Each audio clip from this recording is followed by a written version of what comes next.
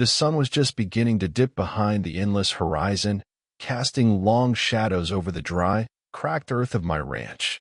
A faint breeze stirred the dust, carrying with it the faint sound of distant hooves pounding softly against the soil. I stood there, silent, staring at the heavy iron gates that had once welcomed anyone who came to see the sprawling land I called home. But now, those gates were nailed shut, cold, unyielding, and impenetrable.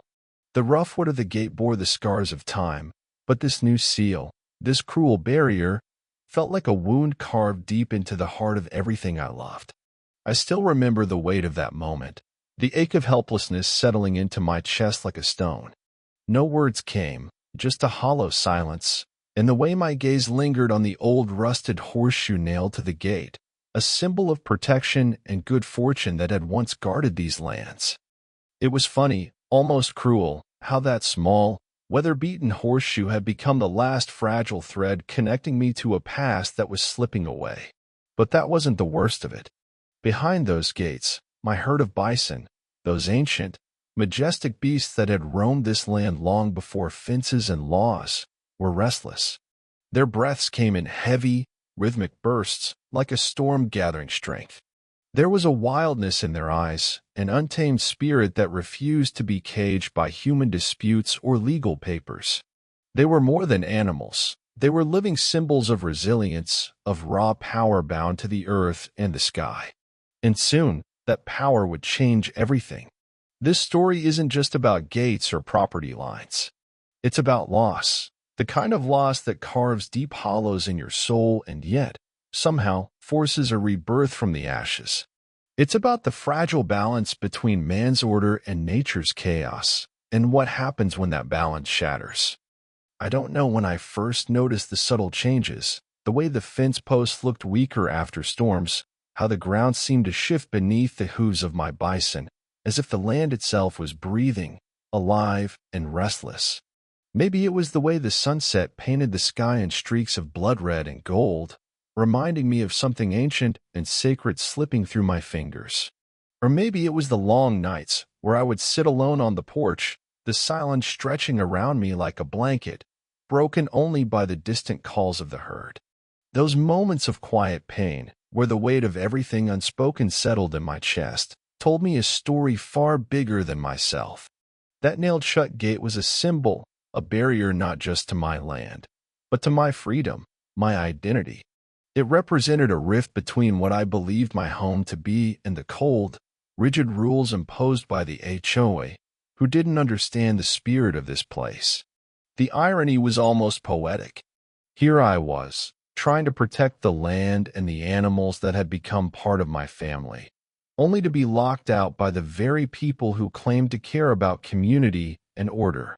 And then came the breaking point. The bison, those proud creatures with their shaggy coats and fierce eyes, began to challenge those invisible lines drawn in the dirt. With a thunderous charge, they crossed over, trampling fences, obliterating property lines, and tearing through the neat, orderly world that the HOA tried so desperately to enforce. It was as if the earth itself was reclaiming what had been taken, one heavy step at a time. The sound of their hooves was like a wild drumbeat echoing through the valley, a primal anthem of defiance and survival. But this wasn't just a story about destruction. It was about what comes after, the messy, painful process of finding new ground, both literally and inside yourself. The land and the herd didn't just break barriers, they broke me open, forced me to confront my own losses, my own sense of belonging. There's a strange kind of poetry in that, how destruction and creation often walk hand in hand. I want you to imagine standing there with me, feeling the sun's last light fade, hearing the bison's distant calls grow louder, and sensing the tension crackling in the air like electricity before a storm. What would you do if the place you called home suddenly felt like a battleground? What if the very ground beneath your feet seemed to shift in ways you couldn't control? There's a strange beauty in that uncertainty, a rawness that makes you question everything, your values, your connection to the land, and the invisible lines that separate us from what we love. And through it all, that old horseshoe nailed to the gate hangs there, silent and unchanging, waiting for its story to be told again. This isn't just my story. It's a story about the wildness inside all of us, about what happens when life forces you to choose between fight and surrender, between the comfort of rules and the chaos of freedom. And as the sun sets on that cracked gate, the real journey is only beginning. So stay with me, because this story will take you through pain and power, loss and rebirth, through gates that close and herds that break free. And maybe, just maybe, it will make you look at the fences in your own life a little differently. What would you do if everything you held sacred was suddenly locked away? Would you fight? Would you surrender? Or would you find a way to break through, just like my bison did? The night is falling, the herd is restless, and the gates are nailed shut. The story isn't over, it's only just begun. The horseshoe on that gate wasn't just some forgotten relic. It was my grandfather's, a worn, heavy piece of iron hammered decades ago, meant to guard the family's ranch through good times and bad. He told me once that a horseshoe, nailed upside down, is supposed to hold luck like a cup holds water. But as I stared at it now, dangling there among the splinters and rust, it felt more like a memory slipping through my fingers than a talisman of protection. Sometimes, late at night when the ranch was quiet except for the soft breathing of the bison in the distance, I'd reach out and touch that horseshoe. It was cold and rough beneath my fingers, like the land itself, stubborn, scarred, and relentless. In those moments, the past would wash over me, pulling me into memories I tried hard to keep buried. I remembered the first time I came here, a kid barely tall enough to see over the fence, wide-eyed and full of dreams. My grandfather was there, his voice steady as he talked about the land, how it was more than soil and grass. It was a living thing, breathing stories through the wind, singing songs in the rustle of the trees. He showed me that horseshoe then, smiled and said, "This land needs respect. It's got a spirit, just like those bison. You take care of it, and it'll take care of you." But life had its own plans. When he passed, the ranch felt different, quieter, like a wound that wouldn't heal. I took on the work, tried to keep that spirit alive, but the weight was heavy. Bills, regulations, neighbors who didn't understand the way we lived here, it all chipped away at the freedom my grandfather had known. The HOA's arrival was like a shadow creeping over the land. At first, it was small stuff, rules about fence heights, paint colors, landscaping.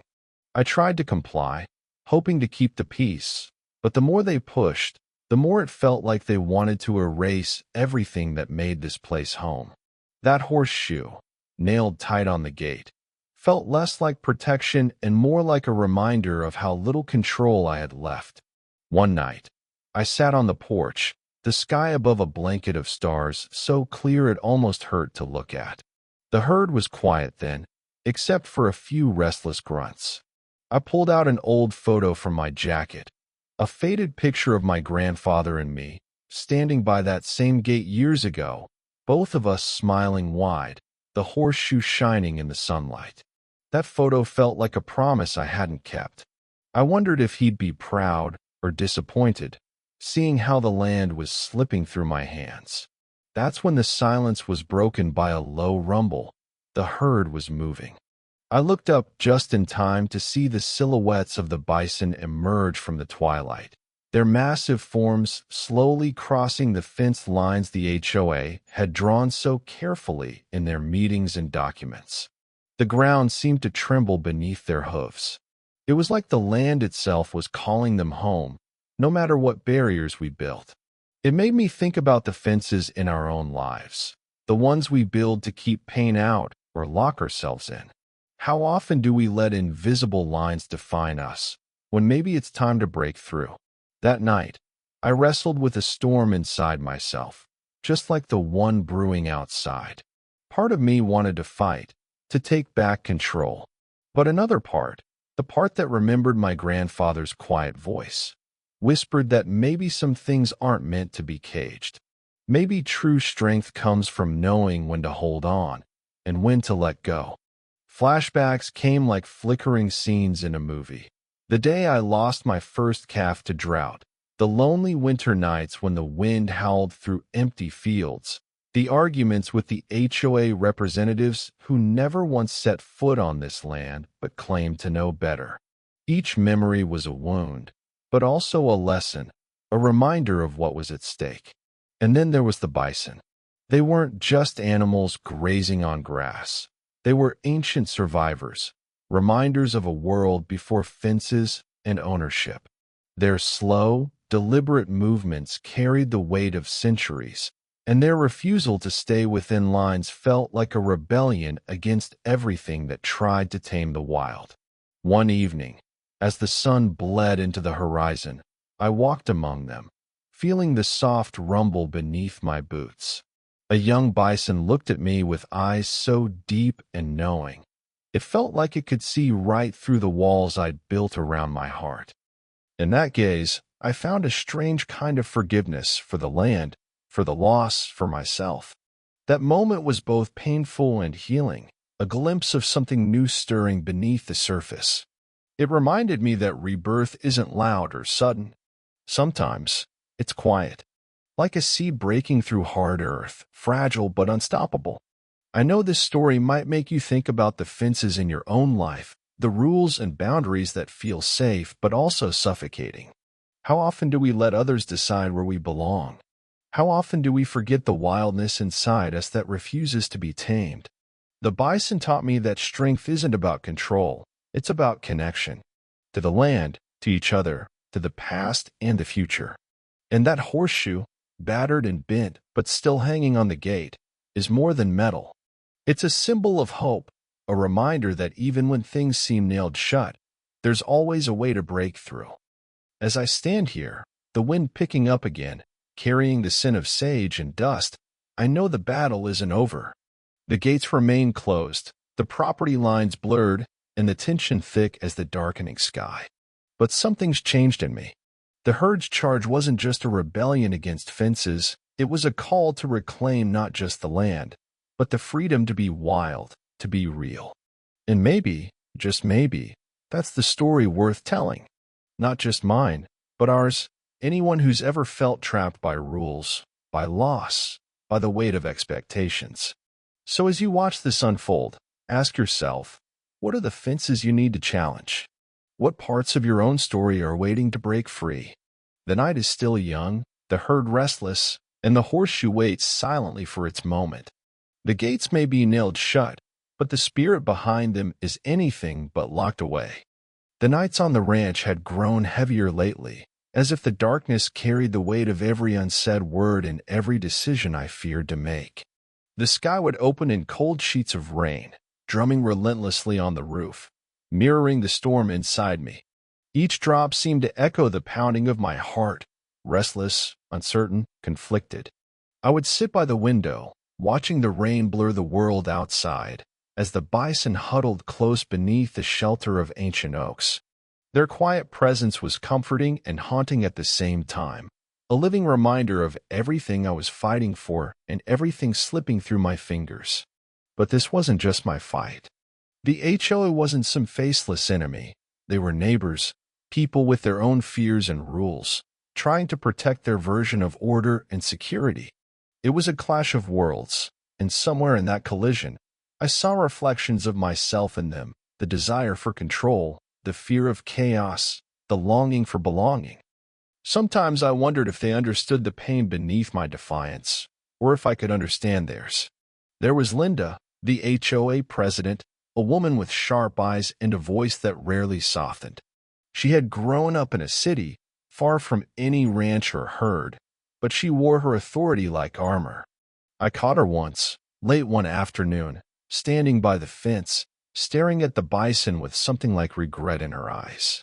It was a glimpse of vulnerability beneath the hard lines she drew around her world. Maybe she saw my stubbornness as a threat, but maybe she also saw in me a reflection of the struggle she carried, the push and pull between what she wanted and what she feared to lose. Her husband, Mark, was quieter but no less firm. He came from a family that prized neat lawns and clear boundaries, and he spoke of rules like they were sacred.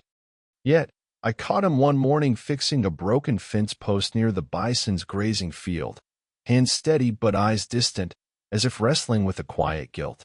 Sometimes, in the way he watched the herd move freely beyond the lines, I thought he envied that wildness, the freedom to roam beyond invisible limits.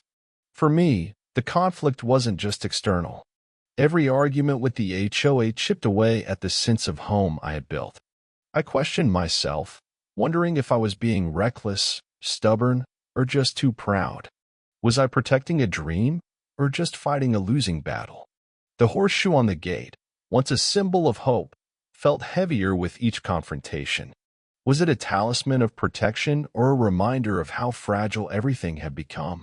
One evening, after a particularly heated meeting with Linda and the board, I drove the gravel road back to the ranch under a sky bruised with dark clouds. The wind howled through the trees like a wounded animal, and the rain started to fall before I even pulled into the driveway. The gates were still nailed shut. I stood there for a long moment, rain soaking through my jacket, feeling the cold bite into my skin. The wet earth beneath my boots was soft and shifting, a mirror of my own unsettled heart. Inside the house, the silence was heavy. The walls, once filled with laughter and light, now seemed to close in with every passing day. The framed photo of my grandfather and me on the mantel caught the flicker of candlelight, and I reached out to touch it, tracing the lines of his weathered face. I could almost hear his voice, steady and calm, reminding me to respect the land, to respect the spirit of the herd. But respect was complicated. How do you respect something when it feels like the world around you is tearing it apart? That night, as the storm raged outside, I lay awake wrestling with choices I didn't want to face. Do I keep fighting, risking everything, the land, the herd, my sanity? Or do I surrender to the rules, the fences, and the neat lines drawn by people who don't understand the wildness beneath the surface? The bison, oblivious to human battles, continued their slow march beyond the fence. Their shadows moved like ghosts in the storm's flickering light, unstoppable and untamed. Watching them, I realized this was more than just about property lines. It was about the clash between nature and control, freedom and confinement, heart and law. The conflict spilled into my relationships too. My sister, Jess, who had grown up visiting the ranch but chose city life, saw the whole situation from a distance, her voice calm but edged with frustration. "Why can't you just move on?" she asked one afternoon, her eyes searching mine as if trying to break through the walls I'd built. "This place isn't the same. Maybe it's time to accept that." Her words cut deeper than she knew. I wanted to tell her that moving on felt like losing a part of myself, that this land, these animals, were stitched into my bones. But instead, I stayed silent, the space between us growing wider with every conversation. In those moments, I understood that the true battle wasn't just with the HOA or the gates.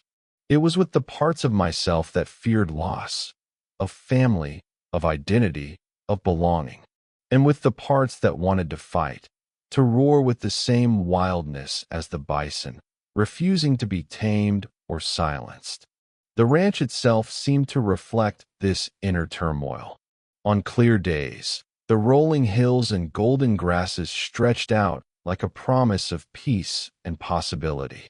But on stormy nights, the wind tore through broken fences and shattered branches, as if the land was crying out in pain. I could almost see the past and present colliding in the shadows, my grandfather's dreams and my own struggles tangled like vines choking the fields. One afternoon, as the sun struggled to break through heavy clouds, I found myself standing at the edge of the herd's new path, a trail the bison had carved through the HOA's pristine gardens and manicured lawns. The destruction was raw and undeniable. Upturned soil, crushed flower beds, twisted fences.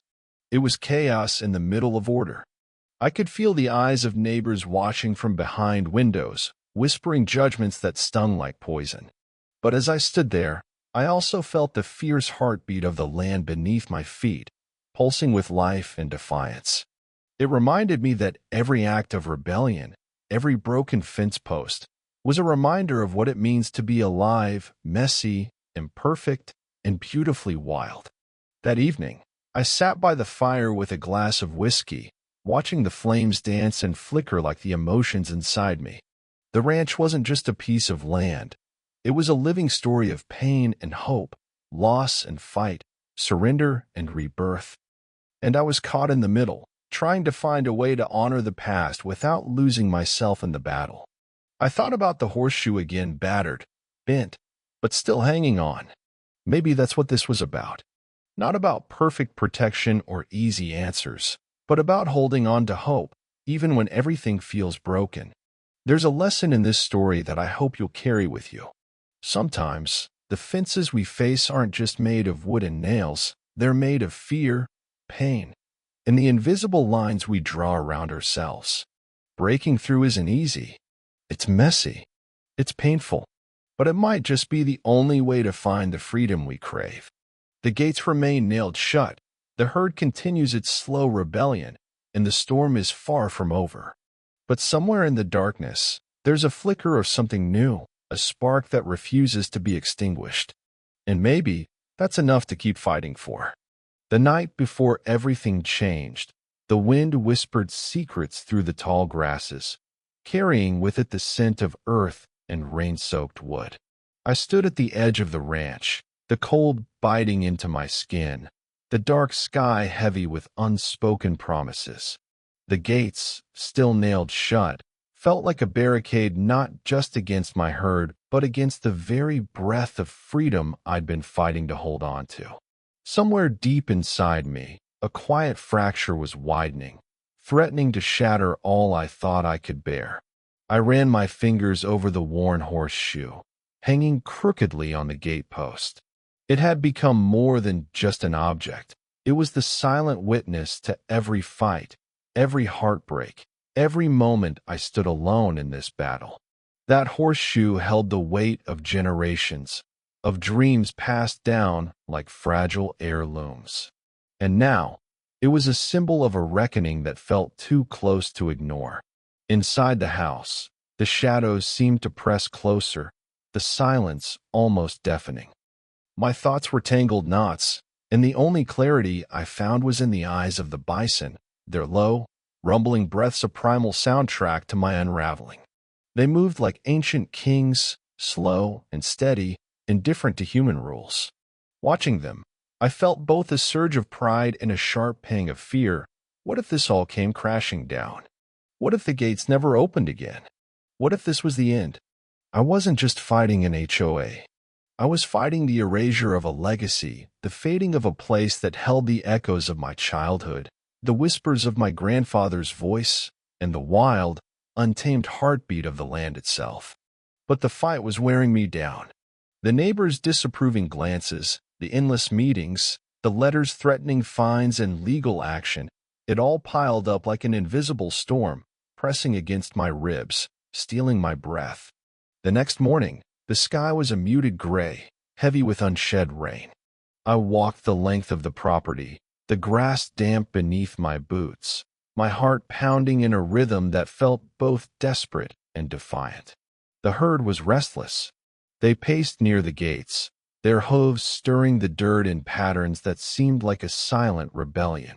The fences bore scars, broken slats, bent wire, marks of the battle they had waged without knowing the full weight of the consequences. Linda's voice echoed in my mind, sharp and unyielding from the last HOA meeting. This isn't just about property lines. It's about safety, responsibility, and respect. Her words haunted me because beneath that stern tone, I sensed a fear of losing control, of chaos spilling over into their neatly ordered lives. I wanted to tell her that the land and the herd were alive in ways no rulebook could capture, but the words got caught in my throat. That afternoon, as clouds gathered and shadows stretched long, I found myself at the fence where the bison had pushed through. The torn earth was raw, exposed, like a wound that refused to heal. I dropped to my knees, the dirt cold and gritty against my skin, and I let out a breath I hadn't realized I'd been holding. The weight of the fight, the exhaustion, the fear, it all pulled inside me like a storm ready to break. Why does it have to be this way? I whispered to the wind, as if the trees in the sky might answer. The horseshoe glinted faintly in the dim light, a quiet reminder that hope still lingered, even in the darkest moments. Later that evening, the storm finally broke. Rain hammered against the windows, lightning fracturing the sky in jagged bursts. I sat alone by the fireplace, the flames flickering shadows that danced like memories on the walls. My mind drifted to the first time I'd seen the herd, young calves stumbling behind their mothers, the gentle sway of their massive bodies, the way they moved as one, untouchable and free. That memory felt like a balm and a curse, a reminder of what I was trying to protect and what was slipping away. The phone rang, cutting through the night's quiet. It was Jess. Her voice was soft, hesitant. "I'm worried about you," she said. "This fight, it's breaking you. Maybe there's another way." Her words hit a nerve. I wanted to scream, to tell her she didn't understand, but instead, I felt tears prick at the corners of my eyes. The struggle wasn't just about gates or property. It was about holding on to a piece of myself that the world seemed determined to take away. I wanted to believe there was another way, but every path I saw led to loss. As I hung up, the firelight caught the horseshoe again. It seemed to pulse with a quiet strength, a promise that maybe the end wasn't written yet. I whispered to it, "Hold on with me." The next day dawned heavy with tension. Word had spread about the bison's rampage beyond the gates, and the neighbors' anger simmered beneath polite nods and forced smiles. I caught glimpses of disapproval in their eyes, not just at me, but at the chaos that had shattered their ordered world. Walking the boundary line, I felt the herd's power in every step, their strength a mirror to the storm raging inside me. The fence was more than a barrier now. It was a battleground of wills, of dreams, of pain. Linda approached, her face tight with determination. "We can't let this go on," she said quietly, but there was a tremor in her voice that betrayed her own doubts. "Something has to give." I looked at her, really looked, and for a moment, the walls between us fell away. We were two people caught in a storm not of our making, each fighting for survival in different languages. "What if there's no giving?" I asked. "What if this land, this herd, is all I have left to fight for?" Her eyes softened, but the weight of the situation pressed between us like a thick fog. As the day faded into dusk, the tension reached a breaking point.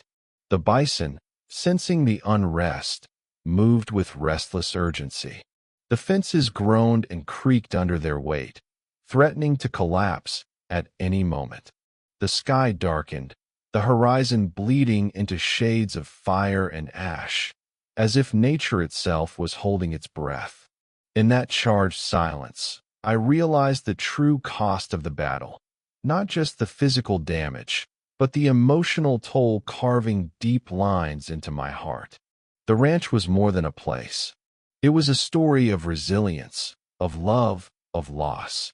And now, it was at a crossroads where every choice carried the weight of everything I held dear. I found myself whispering to the night, to the herd, to the horseshoe hanging crookedly on the gate. "This isn't over. Not yet. Hold on with me."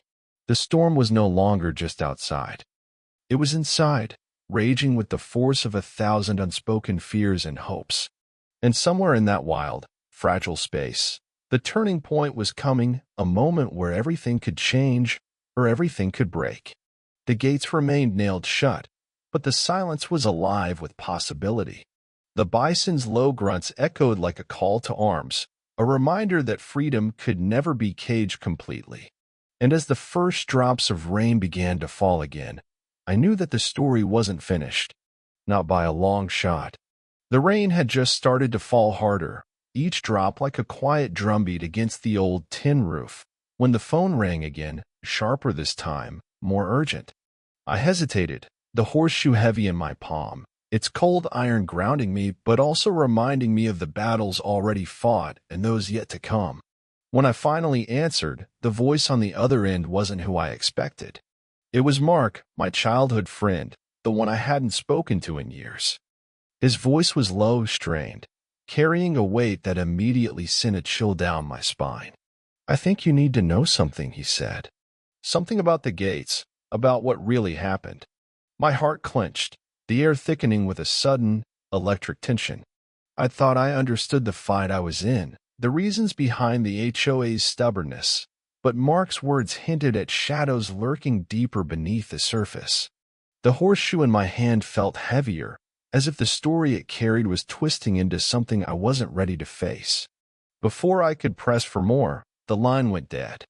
I sat there, breath caught between dread and curiosity, the rain outside now a relentless torrent. The gates, the bison, the land, they suddenly felt smaller, like pieces of a puzzle I hadn't even realized I was trying to solve. That night, sleep evaded me. The familiar weight of the horseshoe hung around my neck like a silent guardian, but also like a chain. Memories I thought were buried started to rise, like echoes from another time. I remembered the summer when Mark and I were kids, racing through these very fields, the sky wide and endless above us. We found that same horseshoe, half buried near the creek. Back then, it was a symbol of luck, of adventure, of everything yet to come. But now, it seemed like a curse. The next morning dawned under a bruised sky, the kind that holds a promise of storm and revelation. As I walked toward the gates, my mind tangled in the fragments of Mark's message. I caught sight of a figure waiting by the fence. It was Linda. Her usual composure was fractured. The firmness in her eyes was tinged with exhaustion and something deeper, regret. "Maybe. We need to talk," she said without preamble, the words hanging between us like smoke. "There's more at stake here than you know." Her voice cracked just a little, a sound I wasn't used to hearing from someone so controlled. I wanted to ask what she meant, but something told me to listen first. She pulled from her pocket a folded piece of paper, a letter, dated months before the gates were nailed shut. My fingers trembled as I unfolded it. The words inside were cold, legalistic, but beneath the surface, I could feel a hidden story, a secret history of warnings and threats, of promises broken and alliances betrayed. And then, at the bottom, a single line, almost like a whisper from the past, caught my breath. "For the sake of the community, the gates will be closed. No exceptions." It was a sentence I'd heard before, in my nightmares and my fights, but now it felt like a sentence from a time loop, a refrain from a story that had been written long before I ever set foot here. Linda's eyes searched mine. There was a deal made, one that involved more than just the HOA and your ranch. Someone else has been pulling strings, and we're all caught in the middle. The weight of her words settled over me like a suffocating fog. Betrayal wasn't just a threat from the outside anymore. It was tangled up in the people I thought I could trust. The lines between friend and foe blurred until I wasn't sure who I was fighting anymore. The horseshoe, still warm against my chest, suddenly felt like a beacon. Not just a symbol of my past, but a key to unlocking a truth I hadn't dared to face. That afternoon, the sky broke open in a fierce downpour. The bison, sensing the chaos, were more restless than ever. Their heavy footsteps shook the ground, a primal reminder that nature refuses to be fenced in or silenced. I stood at the edge of the broken fence, watching them push further into the disputed land, a silent rebellion echoing my own. In that moment, I realized I was at a crossroads. The fight was no longer just about gates or property lines. It was about who I was willing to become in the face of loss, betrayal, and a future that seemed more uncertain with every passing hour. Later, as the rain softened into a steady drizzle, I found myself back by the fire, the horseshoe gleaming in the flickering light. I traced the curves with my fingers, feeling the scars and grooves, each one a chapter of this long, tangled story. And then I heard it, a soft creak from the floorboards, footsteps that weren't mine. Mark stepped into the room, I shadowed and full of unspoken apologies. "We don't have much time," he said quietly. "There's more to what happened with the gates, with the HOA, and with the land. You need to know everything before it's too late." His presence was a shock, the past crashing into the present, forcing me to confront the ghosts I'd been running from. The horseshoe, now heavy in my palm, seemed to pulse with new meaning. It was no longer just a talisman of luck. It was a reminder of a circle that had closed, of promises broken and debts unpaid. I looked at Mark and felt the weight of the emotional no-return settling deep inside me. The fight ahead was no longer just mine. It was tangled with the past and the people I thought I knew. Outside, the bison lowed in the twilight, their voices carrying over the storm-soaked land like a lament and a call to arms all at once. The gates remained nailed shut, but the walls I'd built around my heart were crumbling. The night stretched ahead, full of shadows and questions, and I knew one thing for certain: nothing would ever be the same again.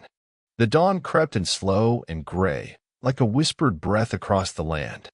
I stood alone by the gates, the rain from the night before still clinging to the grass, the earth soft beneath my boots. The horseshoe hung heavy around my neck, cold but steady, its iron weight grounding me in a way I hadn't felt since this whole nightmare began. It was no longer just a symbol of luck or childhood memories. It had become a talisman of something deeper, something raw and real: resilience, sacrifice, and the painful beauty of fighting for what matters most. As the morning light filtered through the mist, the gates that had been nailed shut for so long looked less like a barrier and more like a fragile line in the sand, ready to be crossed. The bison stood quietly beyond, massive silhouettes framed by the rising sun, their breath steaming in the cool air. Their steady presence felt like an ancient pulse beneath the land, a reminder that nature cannot be caged, not by fences, laws, or fear. Mark appeared beside me, his face etched with exhaustion but also something like hope. "This ends today," he said, his voice low but sure. I nodded, feeling the weight of every step that had led here, the fights, the betrayals, the silent pain I carried like a wound beneath my ribs. We moved toward the gates, tools in hand, but more importantly, hearts open to the possibility of change. The community meeting that awaited us was going to be the final reckoning, not just about property lines or rules, but about understanding and respect, about what it means to live in harmony with this land and each other. But before we stepped into the room filled with wary eyes and clenched jaws, I reached up and touched the horseshoe. I whispered to it, a prayer or a promise, I wasn't sure which, that I would fight not with anger but with truth. Inside, the room was thick with tension. HOA board members sat stiffly behind tables, their faces a mixture of defiance and doubt. Neighbors watched silently, some with sympathy, others with judgment. The air was electric with unspoken histories and the fragile hope of resolution. I spoke first, my voice steady despite the tremor in my chest. I told them about the land, the history of the bison herd that had roamed here long before any fences or rules, about the seasons, the cycles, the delicate balance that was at stake. I shared the story of the horseshoe, how it was found not far from here by two boys dreaming of freedom, and how it had come to mean more than luck. It was a symbol of endurance and the courage to keep moving forward when everything feels broken. The room was quiet after I finished, the weight of my words settling over us like a soft rain.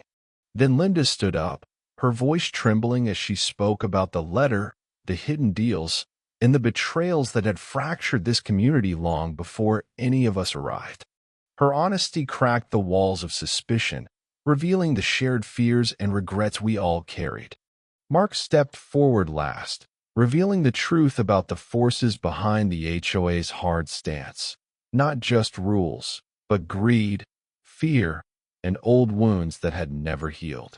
His words hung heavy in the air, and for the first time, I saw a flicker of vulnerability behind the board members' stern faces. Then something unexpected happened. One of the older board members, a man named Henry who had been silent all evening, slowly rose. He looked at the horseshoe around my neck, then at the bison resting quietly outside the window. With a shaky breath, he began to speak, not in defense or accusation, but in memory. He told us about his grandfather, who had once been a rancher here, who had believed in the land and the animals as partners, not possessions. He spoke of loss, how fences and rules had slowly taken that belief away, how bitterness had grown like weeds among the wildflowers. His words were a mirror, reflecting the invisible wounds we all carried. The room softened, walls melting into a fragile understanding. And then, as if the moment demanded it, the horseshoe slipped from my neck, landing with a soft clang on the wooden floor. Silence stretched, thick and breathless. I bent to pick it up, but Henry stopped me. "Let it be," he said quietly. "Sometimes we need to set down the things we hold tight to see what really matters." That simple act, letting go, felt like a rebirth. The horseshoe was no longer mine to carry alone. It belonged to all of us now, a shared symbol of hope and healing. Outside, the bison began to move, crossing the broken fence lines into the open land with slow, deliberate grace. Their steps were heavy but sure, a living testament to resilience and freedom. I watched them, sears blurring the edges of the morning light. The same gates that once felt like chains were now just wood and metal, fragile barriers that could no longer hold back what was meant to roam free. In that moment, I felt the past and future collide, like a time loop echoing back to the very beginning, to the first day the gates were shut, to the boys who found the horseshoe and dreamed of endless skies. The fight was over, but the story wasn't finished.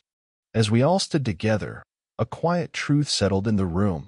Sometimes, the battles we fight are not about winning or losing, but about learning how to let go and rebuild. And as the rain cleared and the sun finally broke through, I whispered to the land, to the bison, to the ghosts and dreams that had carried me here. This is only the beginning. The gates may have been nailed shut once, but freedom, true freedom, cannot be locked away. It lives in the wild hearts of those who refuse to be caged, in the bonds we rebuild, and in the courage to face whatever comes next. What fences are you holding onto that need to fall? And what new land might open once you let them go? The afternoon sun stretched long shadows across the field, casting a golden glow over the quiet land that had once been so fractured. The gates, now free of nails, hinges loosened, swayed gently in the breeze, no longer a symbol of division, but a reminder of what had been broken and what had been healed. I found myself standing there again, the horseshoe resting softly in my palm, its cold metal worn smooth by time and touch. It felt lighter now, not just a charm or keepsake, but a testament to the journey, pain, and all that had brought us here. The bison grazed peacefully nearby, their powerful forms blending with the rhythm of the land. Their presence was no longer a threat or a challenge, but a bridge between what was and what could be. Watching them, I felt a stillness settle deep inside me, a quiet understanding that sometimes the fiercest storms give way to the gentlest calm. Mark joined me, his gaze following the herd, as if searching for answers in their steady movements.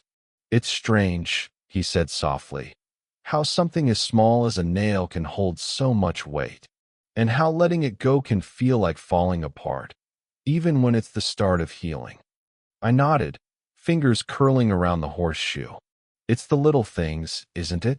The things we hold on to when everything else feels out of reach. I glanced down at the iron, now a symbol that carried more than luck. It carried history, loss, and hope all at once. The crowd that had gathered at the meeting earlier had dispersed, leaving the land to reclaim its silence. Yet in that silence, I could feel the echoes of voices, the unsaid apologies, and the quiet promises to do better, to listen, to understand, to live with respect for one another and for the wildness that surrounded us. There was a kind of poetry in it all, the way the wind whispered through the grass, carrying stories older than any fence or rule. It reminded me of the first day I found the horseshoe, of two boys dreaming by the edge of the creek, unaware of the battles their future selves would face. Life, I realized, was a circle, always returning to the same place, but with new meaning each time. I turned to Mark, watching the light catch his face in that soft, golden glow. Do you think we're really free now? I asked. He paused, thoughtful. Freedom isn't just about gates or boundaries. It's about knowing when to stand firm and when to open your hand. Maybe we've just learned how to hold both.